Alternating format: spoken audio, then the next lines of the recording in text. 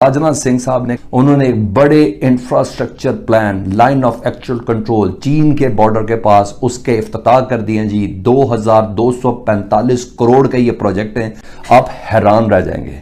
एक nuclear hardened facility, ऐसा tunnel जिसको बनाने का आगाज कर दिया इंडिया ने, जिसको दुनिया की कोई एयरफोर्स हिट नहीं कर सकती।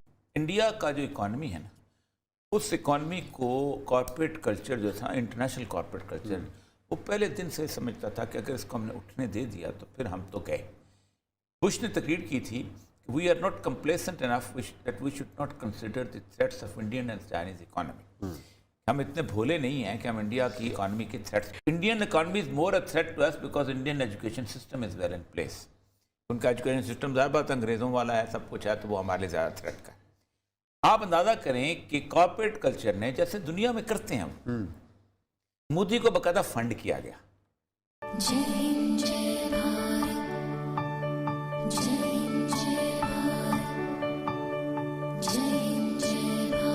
राजनाथ सिंह साहब ने उन्होंने एक बड़े infrastructure plan line of actual control चीन के बॉर्डर के पास उसके इफ्तिताह कर दिए जी। 2245 करोड़ का ये प्रोजेक्ट है, आप हैरान रह जाएंगे। एक न्यूक्लियर हार्डेंड फैसिलिटी, बिल्कुल नया वर्ड है ना आपके लिए, जी हां, ऐसा टनल जिसको बनाने का आगाज कर दिया इंडिया ने, जिसको दुनिया की कोई एयरफोर्स हिट नहीं कर सकती। अनबिलीवेबल चीज है ये, गैर मामूली तैयारी है, आम तैयारी नहीं है। India constructing nuclear hardened facility on China border.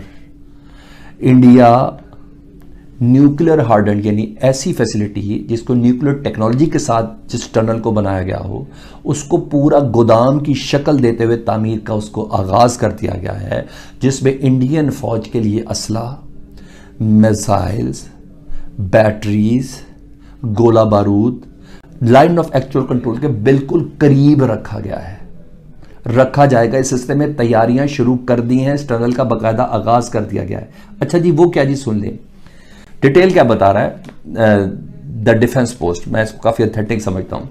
The Indian military has begun the construction of nuclear hardened tunnel and armament storage facility near the country's border with Pakistan and China. जी, पाकिस्तान और चाइना के border के करीब ये nuclear hardened tunnel बनाया जा रहा है जी।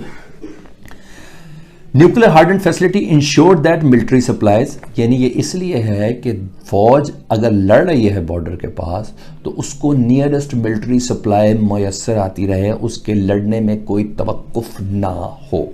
ठीक है जी। और मैंने कहा ना कि इस पूरे खत्ते के अंदर एक इतनी बड़ी न्यूक्लियर या आर्म्स रेस तो पहले ही हो रही है, वो इधर भी हो रही है। S-400 आ रहे हैं तो राफेल आ रहे हैं, तो यार ये आर्म्स रेस में तमाम में ये मुल्कों ने, देखें पिछले फरवरी में हुआ था ये इंडिया के साथ पाकिस्तान का सीज फायर, उस सीज फायर को लेकर हम आगे चल रहे हैं कि इंडिया और पाकिस्तान के ताल्लुकात इसी तरह से सीज फायर क्या बातचीत शुरू होती है क्या नहीं से नहीं होते, लेकिन भारत अब तक की मैं बात करूं, इंडिया के साथ आपका एक सीज फायर है जो अपनी जगह बरकरार है।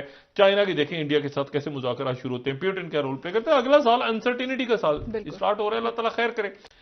Which take days to transport to forward post to due rugged slopes and terrain in the Himalayas। Himalaya जैसे पेचीदा सड़कों पे आमतौर पर कई दिन लग सकते थे, यानी इस टनल के क़याम से पहले, इसके प्लान के क़याम से पहले कई दिन लग सकते थे कि अगर लाइन ऑफ एक्चुअल कंट्रोल पर बाकायदा जंग छिड़ जाए, टैंकों की शक्ल में, फौजियों की शक्ल में, बंदूकों की शक्ल में छिड़ जाए तो कई दिन लग सकते थे, लेकिन ऐसा नहीं है।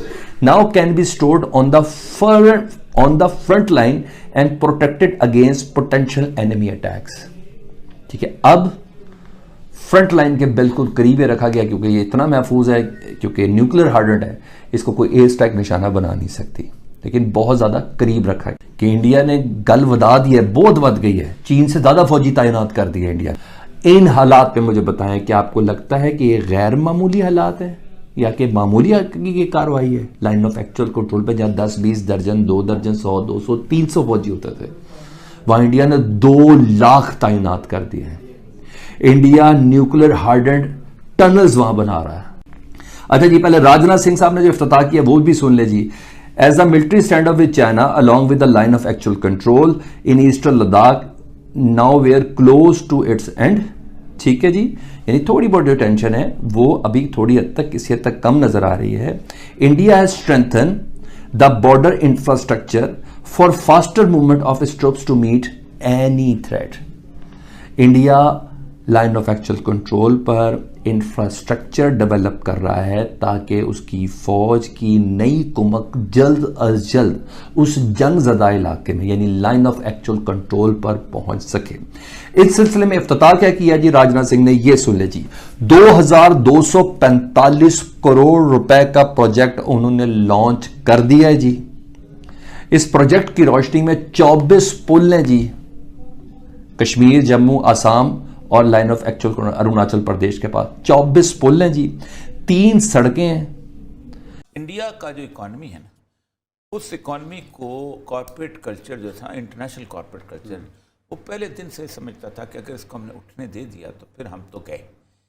बुश ने तकरीर की थी, we are not complacent enough that we should not consider the threats of Indian and Chinese economy.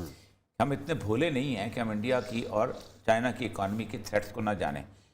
Indian economy is more a threat to us because Indian education system is well in place.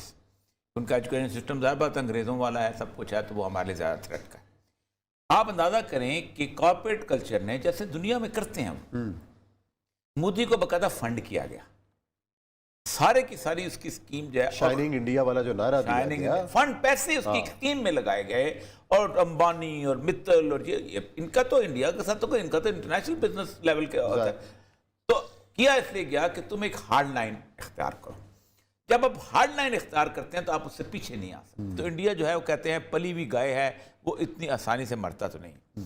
India को अपने internal security के लिए चीज़ें चाहिए, मदद चाहिए होगी। वो कहाँ से आएगी? अमेरिका से आएगी। वो कहाँ से आएगी? यूरोप से आएगी। वो कहाँ से आएगी? इसराइल से आएगी। इंटरनल सिक्योरिटी बिल्ट अप के लिए सारा, फिर आपको एक्सटर्नल थ्रेट चाइना भी है, इंडिया भी है। फिर होगा ये कि आप उस, क्योंकि ज़ाहिर बात है पाकिस्तान का थ्रेट जो है उसके बगैर तो आ गया। बट थैंक यू दोस्तों इस वीडियो को पूरा देखने के लिए। आई होप आपको ये वीडियो पसंद आया होगा एंड आपने लाइक बटन भी प्रेस कर लिया होगा। अगर नहीं किया है तो जरूर से कर ले। अगर आप हमारे साथ जुड़ना चाहते हैं तो ऐसे ही इंडिया पाकिस्तान रिलेटेड न्यूज देखना चाहते हैं तो हमारे चैनल को जरूर से सब्सक्राइब भी कर ले ताकि आपको लेटेस्ट अपडेट मिलती रहे। हमारा मोटिव है कि आपको सही और लेटेस्ट जानकारी दी जाए। तो मिलते हैं आप सबसे नेक्स्ट वीडियो पे, तब तक के लिए जय हिंद, जय भारत।